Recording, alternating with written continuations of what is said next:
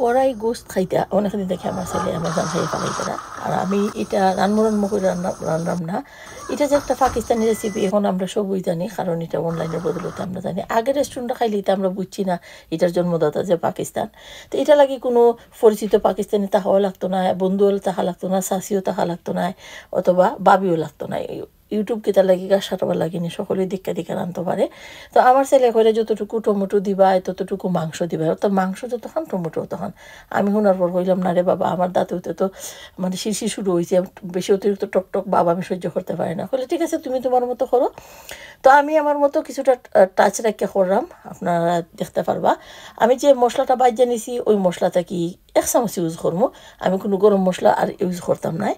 আর 7 piece লেগরে আমি 2 piece Khaira নিছি। আদা রসুনের লাগি অত বড় একটা বাটি নিছি, দেখুক চিন্তা করুক।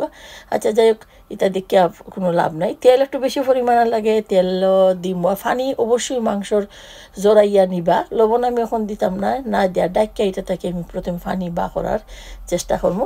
4টা টমেটো ইচ্ছা করি আমি দিছি, কারণ বেশি টক আমি চাইলাম না।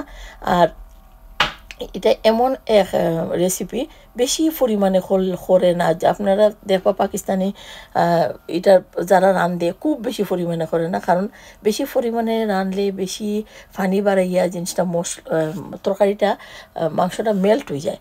তো এটা পরিমাণ মতো মাংস দিয়ে করলে খুব মজা হয়। তো আমি পানি বাড়ানির পরে লবণ টবণ এখনও দিছি না, গুঁড়া মশলা হলুদ সব কিছু দিলাম। আপনার স্ক্রিন বরাবর জেলা ফলো করা হইলে এখন দেখবা। আর দিয়ালা ইরা চাহিরা শেষের দিকে আমি অবশ্যই লবণ ইউজ করবো, আদা টাদা দিয়া আবার আমি ডাকিয়া একটু দিলাম, কারণ আমি ডাকিয়া দিলেও চিন্তার বিষয় নাই, কারণ আমি লবণ দিছি না, মাংস তো বাঙ্গার কোনো প্রশ্নই ওঠে না। টমেটোটা কি যে উপরে থেকে চামড়া তোলার কোনো মানে নাই, টমেটো জানলে এ পড়বো আল্লাহ আল্লাহ হে বিরান ওইতে হয়ে যাইব, তার চামড়া হয়ে যাইব হই। লবণ দেওয়ার পরে এটা ডাক্কে ওই বেশিরভাগ ডাক্কে নাই, মানে ডাকনা ছাড়া এটারে বালা করি পানি টানাইয়া নিয়ে কাঁচামরিচ ধনিয়া ডাটা দিয়া 4 মিনিটের মতো বালা করে লাড়তে থাকবা যখন দেখবা সুন্দর গ্রান, তারপর কালা সব কিছু